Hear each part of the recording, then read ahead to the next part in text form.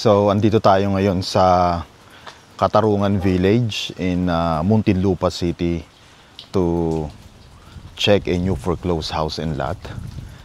But before that, please subscribe to our YouTube channel at Foreclosed Hub. Ilalagay ko na lang po yung details ng property dito sa video. Paki-check na lang po. So, let's go and check this out.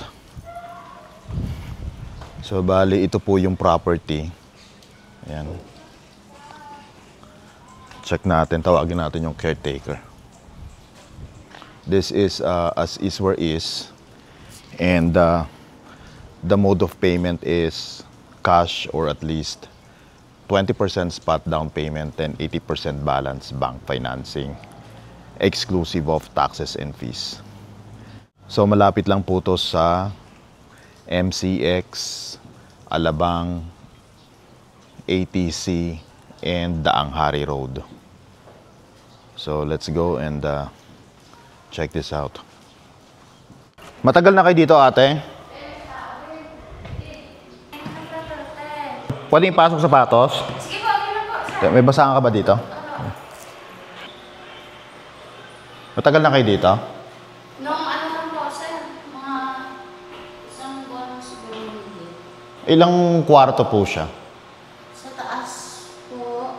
Dahil dito sa baba. Ito, isang kwarto to. Sa... Videohan ko lang ha. Okay lang. Isa dito, tapos may CR din dito. Ito ang CR niya, common. Tapos bodega. Sa bodega. Ito ang CR niya. Tapos storage to. Okay. Tapos sa taas, ilan ang kwarto? 3. Isa doon. Ano sa'yo? Ano sa dito? 3 kwarto. May tulo ba, ate, yung bubong? Wala naman, no? Kasi walang marks eh. Ito isang kwarto. May sariling CR? Opo. Lahat ng kwarto? Opo. Wow. Ito ano to? Balcony? May balcony siya. Ang laki ng balcony niya, ah.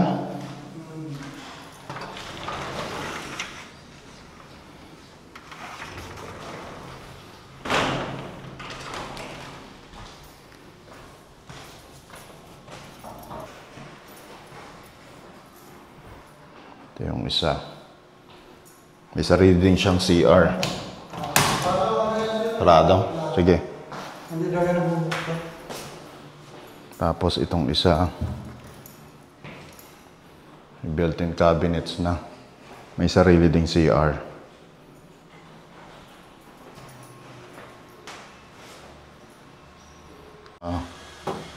Laundry and service area niya.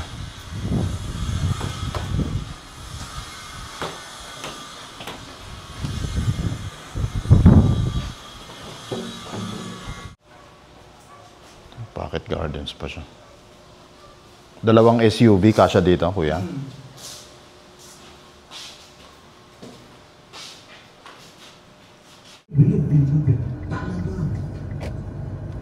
You agree, you know?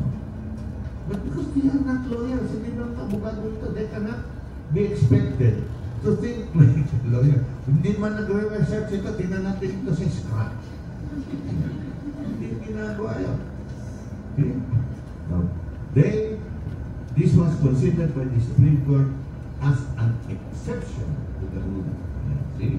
Sabi ng Supreme Court, the strike by exception may be considered legal. This is the case of Hyatt Enterprises versus samahan ng mga nagkakawa sa Hyatt. Perhaps I should tell you this also, apart and separate from what is there in the syllabus. You know, sometimes lumalabas ako sa syllabus kasi